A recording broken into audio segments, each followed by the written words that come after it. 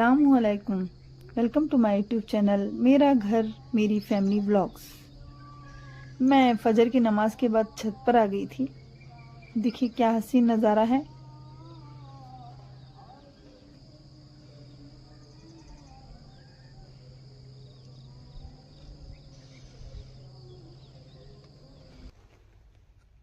ये तफ़हीमुल कुरान है मौलाना मौदूदी साहब की। मैं कुरान को जब भी पढ़ती हूँ मानी और तफसीर के साथ ही पढ़ती हूँ। इस कुरान में मौलाना मौदूदी साहब ने कुरानी आयत की बहुत ही आसान सी तफसीर लिखी है, जो बहुत ही आसान सी उर्दू में है। चाहे तो आप भी ज़रूर पढ़िए, ये तफसीर पढ़िए या फिर कोई और, क्योंकि कुरान को मानी के साथ समझकर पढ़ना हर मुसलमान मर्द और औरत पर फ़र्ज है।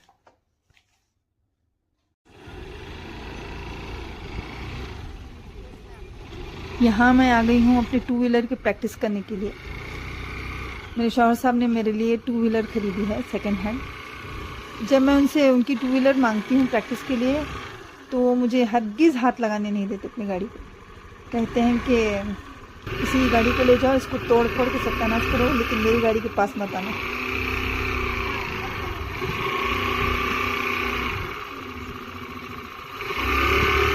ऑफिस में क्या बोल रहा हूँ इजहान, ऑफिस में पापा को परेशान नहीं करना। हाँ, पापा क्या बोलते हैं ऐसा सुन।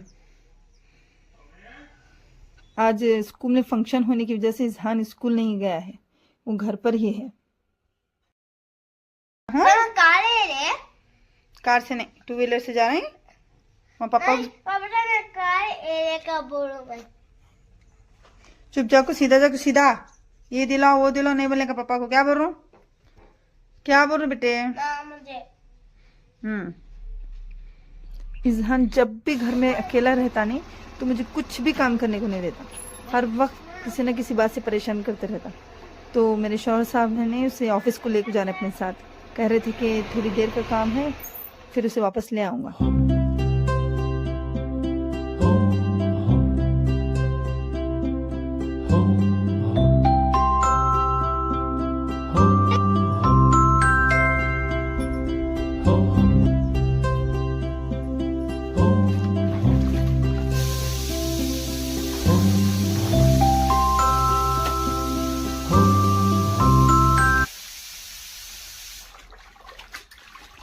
काम काम काम, घर के काम तो ख़त्म होते ही नहीं। एक काम ख़त्म हो तो दूसरा काम ख़त्म हो तो तीसरा काम।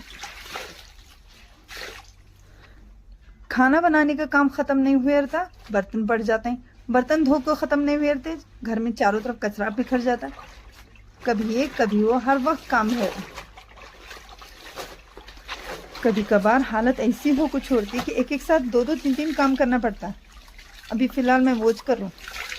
अभी किचन से बर्तन धो के बाहर आई नहीं, कपड़े भी धो रहा हूँ और साथ में खाना भी बना रहा हूँ। एक साथ तीन काम करूँ मैं। कभी कभार सोचती हूँ कि क्या हो गई हमारी ज़िंदगी। सुबह से शाम तक हर वक्त भागते रहते हैं, कभी बच्चों के पीछे, कभी शौहर के पीछे, कभी घर की सफाई। कोलू की बैल जैसी हमारी हालत हो गई है। इतना सब करने के बाद क्या होता है? बातें सुननी पड़ती हैं शौहर से, घर वालों से और ससुराल वालों से। इन सब के बाद हमें क्या हासिल होता है? बेशक हमारी इतनी सारी कुर्बानियों के बाद हमें इसका सिला दुनिया में मिले ना मिले, आखिरत में तो ज़रूर मिलता। हुज़ूर सल्लल्लाहु अलैहि वसल्लम हमारे बारे में क्या बोलते मालूम है? नबी करीम सल्लल्लाहु अलैहि वसल्लम क्या फरमाते हैं कि जो औरत घर का काम काज करती है और अपने बच्चों की अच्छी तरह से परवरिश करती है और अपने शौहर की हर अमानत की हिफाजत करती है, रोज़ आखिरत के दिन अल्लाह ताला उसे फरमाता कि जिस दरवाजे से चाहो जन्नत में दाखिल हो जाओ। बताओ भाई, ये किस कदर तसल्ली बख्श अल्फाज हैं हमारे रसूलुल्लाह के। एक और मौके पर हमें हदीस में इसी तरह की बात सुनने को मिलती है। वो ये कि एक मर्तबा एक औरत नबी करीम सल्लल्लाहु अलैहि वसल्लम के पास गई और कहने लगी कि मर्द तो घर से बाहर जाते हैं और जिहाद करते हैं और अपने दर्जों को बुलंद करते हैं, हम औरतें तो घर में ही बैठी रह जाती हैं। तो हम क्या ऐसा करें कि हमारे भी दर्जे बुलंद हो जाएं, कि हमें जिहाद जैसी अजीम इबादत का सवाब हासिल हो? तो इसके जवाब में आप सल्लल्लाहु अलैहि वसल्लम ने फरमाया कि औरतों के लिए पर्दा करना, घर का कामकाज करना और बच्चों की नेक परवरिश करना ये जिहाद के बराबर है। बताओ तो क्या ही बेहतरीन बात कही है नबी करीम सल्लल्लाहु अलैहि वसल्लम ने। मर्द हजरात बाहर जाएं, धूप में बारिश में जिहाद करें और उन्हें तब जाकर जिहाद का सवाब मिलेगा, और औरतों को घर बैठे ही जिहाद जैसी अजीम इबादत का सवाब मिल रहा है। बताओ क्या ही बेहतरीन बात है ये।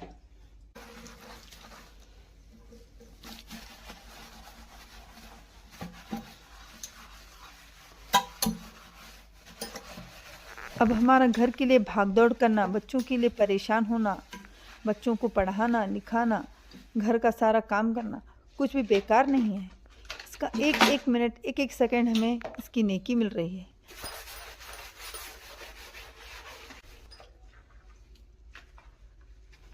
आखिरत की कामयाबी का जरिया बन रहा है।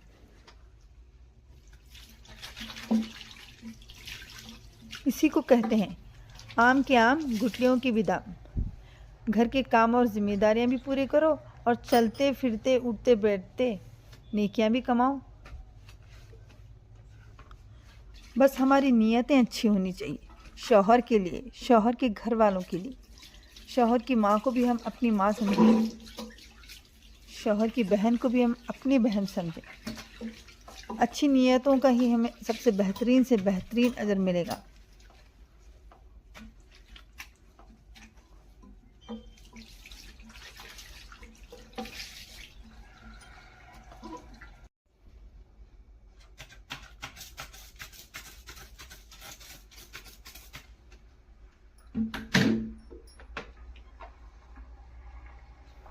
जहाँ इस्लाम में औरतों को इतनी इज्जत बख्शी गई, वहीं दूसरी तरफ मर्दों को कहा गया कि तुम सब में सबसे बेहतरीन मर्द वो है जो अपनी औरतों के साथ नेक दिली से पेश आए, उनके साथ ज्यादती ना करे।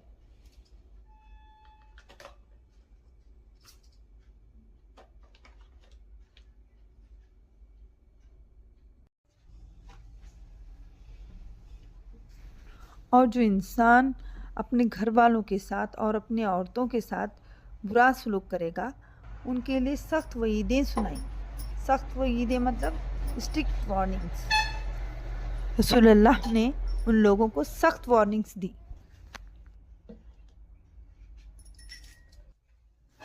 बेशक अल्लाह गफूर रहीम है, वो हर एक पर रहम करने वाला है। वो किसी पर उसकी काबिलियत और उसकी इस्ताअत से ज़्यादा बोझ नहीं डालता।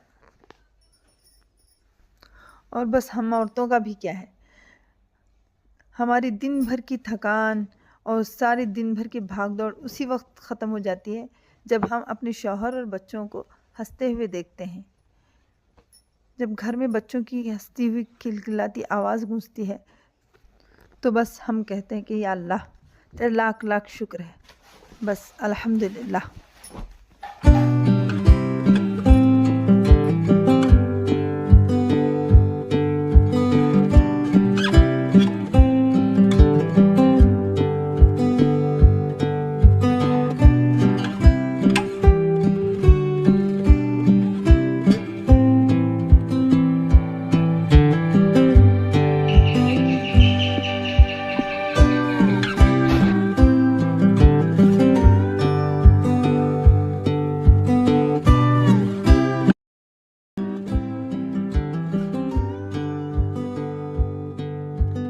क्या करके आए ऑफिस में? कैसा है, बस से आए कि गाड़ी से आए?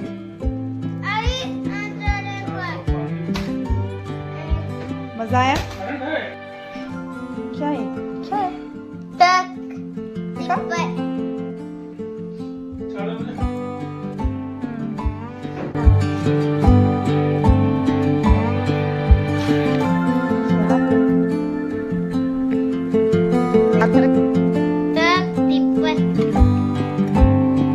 छोटे से क्या कमाल बने थे।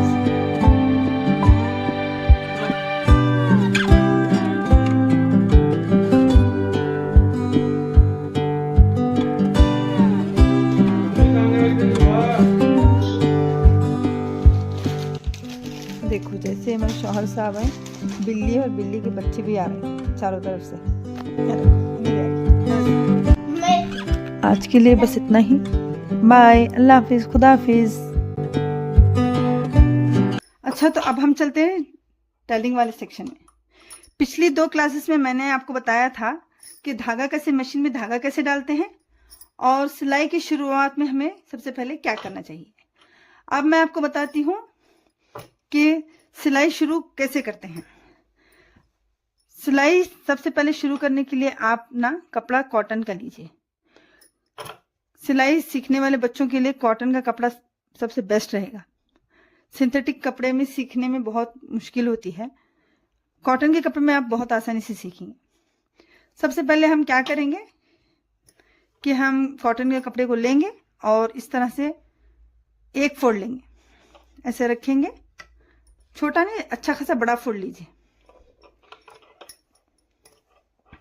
छोटा मत लीजिए, अच्छा खासा बड़ा सा फोल्ड लीजिए और उसको ऐसे रखिए और बस जहां चाहते हैं वहां सीधी सीधी सिलाई मारते जाइए, जैसे चाहे वैसे।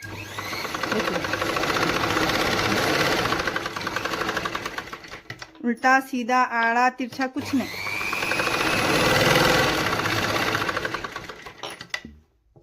इसी तरह से उल्टा सीधा जैसे भी हो सिलाई मारिए।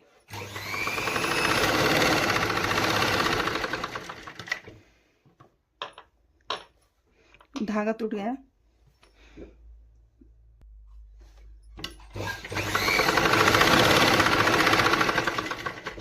जैसे चाहते हैं वैसे सिलाई कीजिए।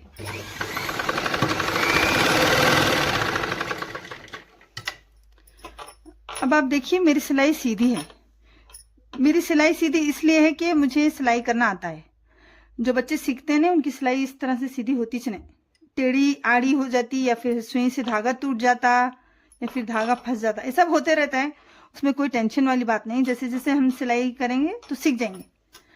अब इसके बाद हम नेक्स्ट क्या करेंगे, नेक्स्ट हम करेंगे कि इसे एक मार्किंग चौक लेंगे और इस तरह से सीधी सीधी लाइन खींचेंगे। देखिए इस तरह से 1 लाइन 2 लाइन सीधी लाइन खींचेंगे और हम कोशिश करेंगे कि इसी सीधी लाइन पर हमारी सिलाई जाए, इधर उधर ना जाए। देखिए इस तरह से ऐसे रखिए। ये थोड़ा कट कट लाइन है तो फिर भी आप सीधी सिलाई रखिए। देखिए मैं कैसे, तो देखिए इस तरह से हम सीधी सिलाई करेंगे। देखिए मैं एक बार फिर से आपको सिलाई करके दिखाती हूँ। इस तरह से रखेंगे और ये जो लाइन खींची है इसी के ऊपर सिलाई करेंगे।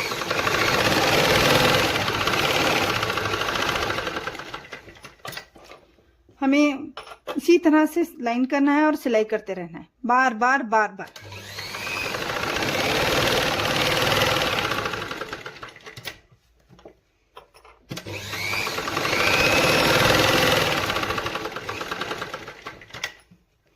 जब आपकी सिलाई इस तरह से सीधी सीधी होगी तो आप अच्छी तरह से सिलाई करना सीख जाएंगे।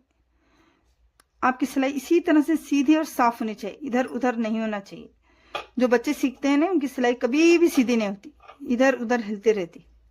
तो ये बेसिक प्रैक्टिस है, सबसे पहले आपको ये प्रैक्टिस करनी चाहिए। इसके अलावा और आप क्या कीजिए, इस तरह से एक स्क्वायर शेप कॉटन का कपड़ा लीजिए, उस पर ऐसा फोल्ड लीजिए। देखिए फर्स्ट फोल्ड सेकेंड फोल्ड, देखिए फिर से फर्स्ट फोल्ड सेकेंड फोल्ड लीजिए और उसको इस तरह से मशीन में फंसा दीजिए और इसके एंड पर सिलाई लीजिए। देखिए फर्स्ट फोल्ड सेकेंड फोल्ड मैंने ले लिया है। अब सिलाई बिल्कुल एंड पर होनी चाहिए और सीधी साफ होनी चाहिए। देखिए फर्स्ट फोल्ड सेकेंड फोल्ड, फिर इसको ऐसे घुमाइए और देखिए फिर से first fold second fold, fix कीजिए मशीन को और देखिए बिल्कुल इसके किनारे में सिलाई कीजिए।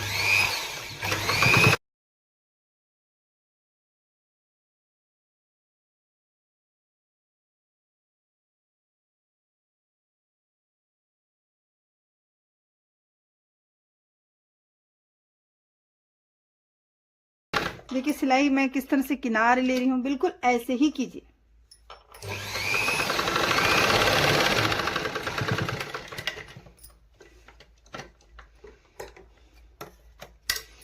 ये देखिए, ये देखने में कच्छी की तरह लग रहा है, लेकिन आप इसकी सिलाई देखिए कितनी सीधी है। सीखने वाले बच्चों की इतनी सीधी तो सिलाई होगी नहीं फर्स्ट शुरू में, बाद में हो जाएगी इंशाल्लाह। तो बस आपको इस तरह से करना है शुरू में। नेक्स्ट स्टेप, अगर आपकी सिलाई इतनी अच्छी हुई ना, आगे आपको क्या करना है मैं आने वाले वीडियोस में बताऊंगी। अगर आपको मेरा काम पसंद आ रहा है, मेरे वीडियोस पसंद आ रहे हैं, तो प्लीज़ मेरे चैनल को लाइक कीजिए, शेयर कीजिए और सब्सक्राइब कीजिए। और अगर कोई आपको परेशानी है तो मुझे आप कमेंट्स करके बता सकते हैं। तो बस आज का व्लॉग इतना ही। खुदा हाफिज़, अल्लाह हाफिज़, बाय।